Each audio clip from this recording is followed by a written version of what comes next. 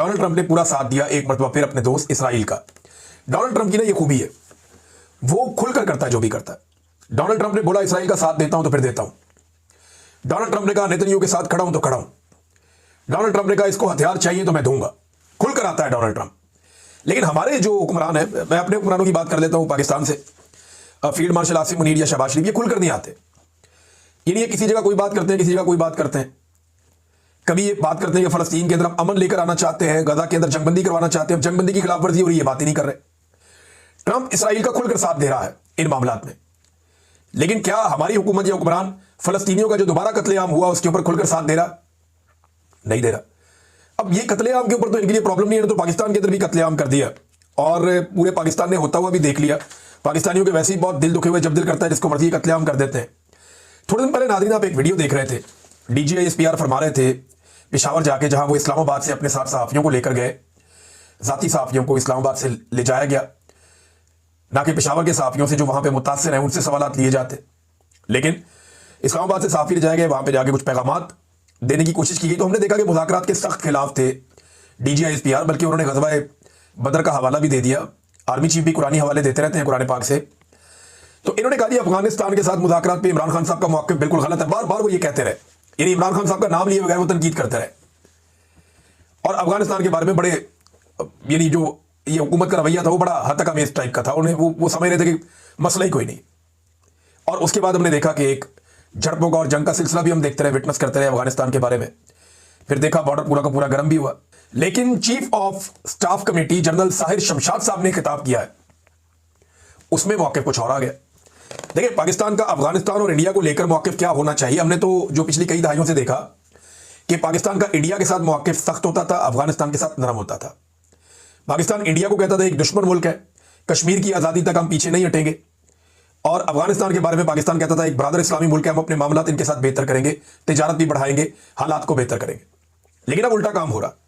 DGI-SPR या पाकिस्तान की जो पॉलिसी है वो अफगानिस्तान की एंटी हो गई, जबकि इमरान खान साहब कह रहे हैं ये मत करो, और इंडिया के प्रो हो गई। साहिर शमशाद साहब का जरा स्टेटमेंट आप सुनिए, ये 2-4 लोगों ने रिपोर्ट किया, मैं आपके सामने रख देता हूं। मैं सुन भी रहा था उनका खुद भी स्टेटमेंट। उन्होंने कहा जी पाकिस्तान कशीदगी नहीं बल्कि अमन चाहता।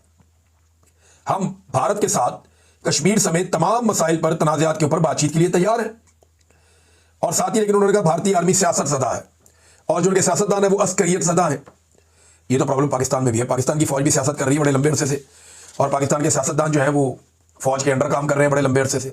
ये प्रॉब्लम तो यहाँ पाकिस्तान में है। लेकिन चले इसको छोड़ दें, इंडिया के साथ डायलॉग करना चाहते हैं, इंडिया के साथ मुज़ाकरात करने के लिए तैयार हैं, कश्मीर समेत तमाम तनाज़ात पे हम हल करना चाहते हैं डायलॉग के जरिए, मुज़ाकरात के जरिए, ताकि दोनों कायम रहे और एक इज्जत के साथ डायलॉग हो जाए। लेकिन अफगानिस्तान के साथ डायलॉग नहीं करना चाहते। इंडिया जो बार बार पाकिस्तान में दहशतगर्दी का इल्जाम लगाता है, इंडिया जो पाकिस्तान के ऊपर बार बार पाबंदियां लगवाने की कोशिश करता है, इंडिया जो बार बार पाकिस्तान के ऊपर अटैक करता है झूठे इल्जाम लगा के, उसके साथ कहते हैं कि डायलॉग करना है, मुज़ाकरात करना हमारी ख्वाहिश करना चाहते हैं। लेकिन अफगानिस्तान जो बार बार पाकिस्तान की तरफ हाथ बढ़ाता रहा और इमरान खान साहब कहते रहे कि ये मामला हमारे हाथ से निकल जाएगा, हमें चाहिए कि इनके साथ बैठे, वहां पे हम नफरत फैलाते रहे। तो एक पाकिस्तान की पॉलिसी का कोई समझ नहीं आता कि पाकिस्तान जाना किस तरफ चाहता है और ये पॉलिसी बनाकर चलाना किस तरीके से चाह रहे हैं सारे निजाम को। अब एक और खबर देखें नाज़रीन, ये बड़ी इंटरेस्टिंग खबर है। खबर चल रही है कि साद रिजवी साहब के 95 अकाउंट्स पकड़े गए और उनमें कहते हैं जी कुछ सूदी अकाउंट थे और कुछ इतना पैसा और ये और वो, बहुत पकड़ दिया जी। साद रिजवी साहब तरीके लबैक के अकाउंट पकड़े गए जनाब, वो ये कहते हैं। लेकिन सवाल ये है कि अब क्यों पकड़े गए? अगर कोई 2 नंबरी हो रही थी तो अब तो नहीं हो रही, बहुत पहले से हो रही होगी, पहले पकड़ लेते। बेशुमार मौलवी और भी है पाकिस्तान में, उनके अकाउंट क्यों नहीं पकड़े जाते, अब इनके क्यों पकड़े जा रहे हैं? आज का बड़ा सवाल नहीं है, ये नहीं है कि जनाब साद रिजवी के कितने अकाउंट हैं, साद रिजवी के घर से क्या मिला। बड़ा सवाल यह है कि साद रिजवी और उसका भाई ये दोनों गए कहां। बड़ा सवाल यह है कि जो कत्लेआम हुआ मुरीद के में उसमें कितने लोग शहीद हुए। बड़ा सवाल यह है कि उन लोगों की लाशें कहां गई। बड़ा सवाल यह है कि जख्मी कितने और वो कहां हैं। बड़ा सवाल यह है कि क्या इन्होंने आगे गोली चलाई। हमारे पास तो एक भी विजुअल नहीं है, हमें तो ये निहत्ते नजर आ रहे थे। मुझे इनकी पॉलिसी से इख्तलाफ रहा हमेशा, इनके सियासी तर्ज अमल से इख्तलाफ रहा हमेशा, लेकिन मैं कभी भी इसकी हमायत नहीं कर सकता कि निहत्ते लोगों को घेरा डाल के मार दिया जाए। मैंने पहले भी हमेशा कहा कि नहीं, निहत्ते लोगों को घेरा डाल के मारना मुनासिब बात नहीं है। हाँ, अगर कोई कानून हाथ में ले, गोली चला रहा हो तो आप उसके ऊपर गोली चला सकते हैं, लेकिन इतने सारे बंदे मार दिए। अब जो रिपोर्टें आ रही हैं, जो तरीके लबैक के लोग क्लेम कर रहे हैं, वो तो बहुत खौफनाक है। जो समा टीवी ने चलाया, हुकूमती टीवी चैनल ने, एक हुकूमती वजीर है उसका टीवी चैनल है, उसने जो चीजें चलाई वो बड़ी खौफनाक है। मरीम नवाज के सिक्योरिटी के शदीद तरीन इशूज हो गए बड़े सीरियस, और उनकी फैमिली के भी बड़े सीरियस इश्यूज हो गए सिक्योरिटी के। अब उन्हें बहुत मोहतात रहना चाहिए और उन्हें मोहतात रहना पड़ेगा, क्योंकि ये एक अजीबोगरीब सिलसिला पंजाब में शुरू कर दिया गया। जिसको दिल किया कत्ल कर दिया, वो पुलिस निकाल निकाल के जेलों से बंदे मारी जा रही है। पुलिस एक के बाद एक इनकाउंटर करती चली जा रही है। सबसे आसान तरीका ढूंढा, बंदा उठाओ, बंदे को कत्ल कर दो। और इतनी कत्लो गारतगिरी के बावजूद पंजाब में कम होना चाहिए ना क्राइम रेट, वो कम नहीं हो रहा, बढ़ रहा है। 11% जराइम में पंजाब में इजाफा हो गया। अब ये क्राइम पता कब होता है ज्यादा? जब लोगों के पास कारोबार नहीं होता, काम नहीं होता, जब लोगों के पास रोजगार नहीं होता, जब गुर्बत बहुत बढ़ती है, मजबूरियां लोगों की बढ़ती हैं, तो बाद औक़ात जराइम इसकी वजह से भी बढ़ते हैं। फिर हमारी पुलिस जराइम को रिपोर्ट भी नहीं करती। लेकिन अब रिपोर्ट जितने हुए हैं उनमें भी आप ये देख लें कि बड़े पैमाने पर जराइम में इजाफा होता चला जा रहा है, कंट्रोल नहीं हो रहा। अब पाकिस्तान में करप्ट होना कोई मसला नहीं है, बेईमान होना कोई मसला नहीं है। मुल्क लूटना, कौमी खजाना लूटना, जराइम पेशा होना, अवाम से फ्रॉड करना, ये कोई जुर्म नहीं है अगर आपके ताल्लुकात एस्टेब्लिशमेंट के साथ ठीक है तो। लेकिन अगर आपके साथ ताल्लुकात एस्टेब्लिशमेंट के ठीक नहीं है, या आप उनके बयानिए की हमायत नहीं कर रहे, तो फिर आपकी डिग्री जाली निकलेगी, फिर आप चोर भी हैं, फिर आप डाकू भी हैं, फिर आपके फॉर्म 45 असली भी होंगे तो वो जाली हो जाएंगे, फारिग हो जाएंगे, आपके बैंक अकाउंट बंद हो जाएंगे, आपका नाम ECL में डल जाएगा, आपके खानदान के बैंक अकाउंट बंद हो जाएंगे, आपकी हलाल की कमाई भी हराम हो जाएगी। अगर आपके एस्टेब्लिशमेंट के साथ ताल्लुकात ठीक नहीं है तो हर तरह की तोहमतें आपके ऊपर लगेगी, आपके ऊपर इद्दत जैसा घटिया केस भी हो सकता है। आप मुल्क दुश्मन भी होंगे और गद्दार भी होंगे। अगर आपने कहीं एस्टेब्लिशमेंट के किसी पॉइंट ऑफ व्यू से इख्तलाफ कर लिया तो फिर यह सब कुछ आपके साथ होगा। नाज़रीन, खैबर पख्तूनख्वा चलते हैं, वहां से बड़ी इंपॉर्टेंट खबरें हैं। नंबर 1 तो यह है कि जो बुलेट प्रूफ गाड़ियां दी थी 3 दिन पहले मोहसिन नकवी ने IG खैबर पख्तूनख्वा को, वो सुहेल अफरीदी साहब ने वापस कर दी। उन्होंने कहा जी ये यूनाइटेड नेशन की जो गाड़ियां हैं ये एक्सपायर्ड गाड़ियां हैं और ये गाड़ियां किसी काम की नहीं है। ये गाड़ियां हमने इसलिए वापस कर दी हैं कि हमें वो गाड़ियां दी गई जिनके तो काम निकलना शुरू हो गया, पुरानी गाड़ियां। अब इसके ऊपर हुकूमत कह रही है हमने बड़ी आला क्वालिटी की बड़ी जबरदस्त गाड़ियां दी हैं खैबर पख्तूनख्वा को। उन्होंने वापस कर दी। उन्होंने कहा जनाब हमको इतने गए गुजरे कि आपने गाड़ियां में दे दी, इनका काम करवाएं, इनको चलाएं, ये गाड़ियां ठीक नहीं है, एक्सपायर्ड। देखिए ये जो होती है ना बुलेट प्रूफ गाड़ी, ये बड़ी हसास गाड़ी होती है। तो मैंने एक रखी है तो मुझे आइडिया है, वो पुरानी गाड़ी है बहुत, इतनी महंगी मैं अफोर्ड नहीं कर सकता नई गाड़ी, तो मैं पुरानी थी मेरे पास। तो मेरे वालिद ऑटोमोबाइल इंजीनियर है, वो रोजाना कोई ना कोई उसका काम करते ही रहते थे। यानी कोई ना कोई बंदा आया होता था, वो कोई ना कोई काम उसका कर ही रहा होता था, कोई ना कोई पुर्जा उसका निकल रहा होता था, कोई नया डाल ही रहा होता था, कोई ना कोई चीज उसकी रिपेयर होने के लिए गई होती थी। तो ये क्योंकि बहुत वजनी गाड़ी होती है, ये जितनी मर्जी अच्छी गाड़ी हो इसका काम निकलता रहता है। ये पुरानी हो जाए तो ये फिर वो आप ऑपरेशनल कामों के अंदर इसको इस्तेमाल नहीं कर सकते, ज्यादा पुरानी हो जाए तो ये अब उनको इस तरह की गाड़ियां दे दी गई। तो उन्होंने एहतजाजन वापस कर दी, जनाब ये आप हमें समझते क्या है। तो उन्होंने जो खैबर पख्तूनख्वा के चीफ मिनिस्टर सुहेल अफरीदी उन्होंने वापस कर दी और साथ ही उन्होंने ऐलान किया कि जुमे को वो चारसद्दा में जा रहे हैं, हफ्ते को खैबर एजेंसी में जा रहे हैं कन्वेंशन करने के लिए, और एतवार को करक में जा रहे हैं कन्वेंशन करने के लिए, और जिरगा का अलग से ऐलान किया हुआ है सुहेल अफरीदी ने। तो ये बड़ी एक्टिविटीज़ हैं जो होने जा रही हैं खैबर पख्तूनख्वा में। अब ये कोई इतनी एस्टेब्लिशमेंट को पसंद नहीं आएगी और उनके ऊपर सुहेल अफरीदी पे एक प्रोपेगेंडा ये किया जा रहा है कि वो कोई लॉ एंड ऑर्डर की मीटिंग थी जिसमें उसने शमूलियत नहीं की तो उसने बड़ा जुल्म किया। तो सुहेल अफरीदी ने बताया कि जनाब ये लॉ एंड ऑर्डर की नहीं थी मीटिंग, बल्कि ये जो मीटिंग थी ये 2 चीज़ों पे थी, वो दोनों चीज़ें उन्होंने बताई। एक तो मीटिंग जो थी वो फूड सिक्योरिटी पे थी और दूसरा अफगान मुहाजिरीन पे थी। इसमें लॉ एंड ऑर्डर का मसला नहीं था। और वैसे भी जुनैद अकबर ने कहा कि जी आप जितनी मर्जी मरतबा बुलाएं हम नहीं जाएंगे जब तक कि इमरान खान की मुलाकात सुहेल अफरीदी से नहीं करवाई जाएगी। बल्कि उन्होंने ये भी बताया जुनैद अकबर ने कि इमरान खान को जब ये बताया गया कि अली अमीन गंडापुर के मुताबिक कोई 22 बंदे ऐसे हैं जो एस्टेब्लिशमेंट को एफिडेविट दे चुके हैं बयान हल्फी कि जनाब जब आप कहेंगे जहां कहेंगे हम वोट डाल देंगे, तो ये जो 22 बंदे हैं ये हमारे हाथ से निकल जाएंगे। इन्हीं 22 बंदों का दबाव डाल के अली अमीन गंडापुर ने सेनेट के इलेक्शन में अरकान को कहा था कि जी इसको नहीं ले सकते, हमारे 22 बंदे बिके हुए, बिला मुकाबला करवा लो, मुकाबला हो गया तो बढ़ जाएंगे। तो इमरान खान साहब को जब ये बात बताई गई कि जनाब अगर वज़ीर आला चेंज किया तो ये 22 बंदे जो है एस्टेब्लिशमेंट ने कंट्रोल कर लिए तो फिर हमारी हुकूमत नहीं रहेगी। तो इमरान खान साहब का जवाब क्या था ये जरा सुन लें कि इमरान खान ने कहा कि मुझे कोई परवाह नहीं है, हुकूमत जाती है तो जाए, कम से कम इन 22 बंदों से हमारी जान छूट जाएगी, हुकूमत की खैर है। ये है जनाब इमरान खान। उसे जेल में बैठ के इस बात की फिक्र ही नहीं है कि हुकूमत जाती है तो जाए। वो कहता 22 बंदे अगर फ्रॉड करेंगे तो खुद ही भुगतेंगे। एक बंदा भी नहीं मुकरा, एक बंदा लकीर की उस तरफ नहीं गया। ये हालात है नादरीन खैबर पख्तूनख्वा में। एक और चीज नादरीन मैं आपके साथ शेयर करता हूं। एक रोला डाला गया था कि सुहेल अफरीदी के पीछे कायदे-ए-आज़म मोहम्मद अली जिन्ना का फोटो नहीं है और कायदे-ए-आज़म का फोटो क्यों हटाया इसका रोला डाला गया था।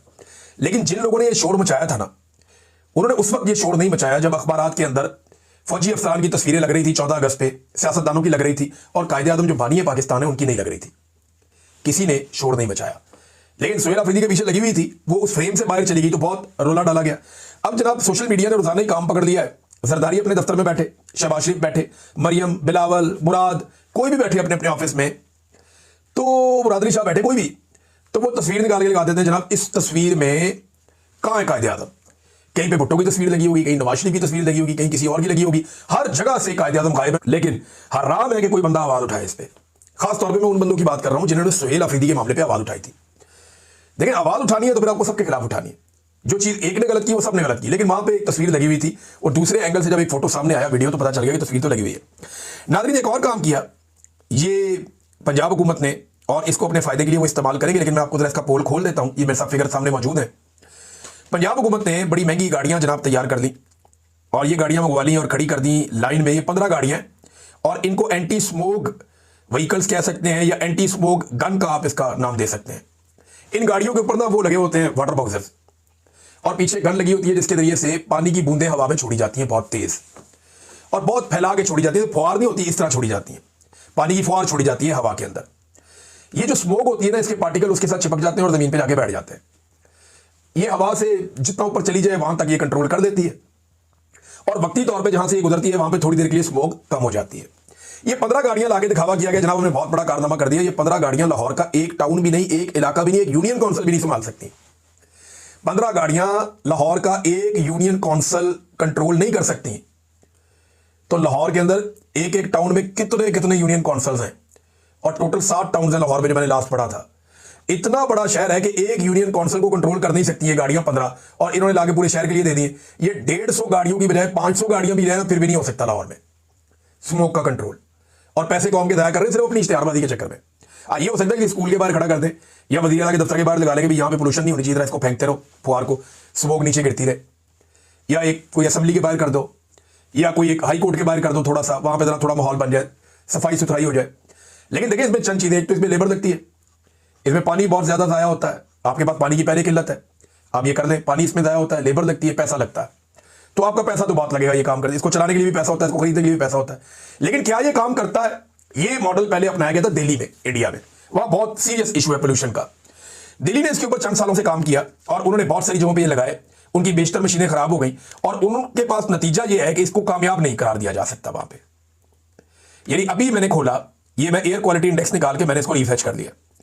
दिल्ली में जो इस वक्त एयर क्वालिटी इंडेक्स है वो 590 और खतरनाक हद तक ज्यादा है। दूसरा शहर लाहौर है, तीसरा कोलकाता है, चौथा जो है वो ताशकंद है उज्बेकिस्तान का, पांचवा मुंबई है, छठा कराची है। तो हमारे शहरों की तो बेड़ा ही गर्क है, और हमारे शहर जो खतरनाक हद तक जो है वो अनहेल्दी है रहने के लिए। अब क्या ये जो गन्स हैं या एंटी स्मोक गन्स, ये जब दिल्ली में काम नहीं कर रही, वो आज भी दुनिया में पोल्यूशन में नंबर 1 शहर है, तो पाकिस्तान में कैसे काम करेगी?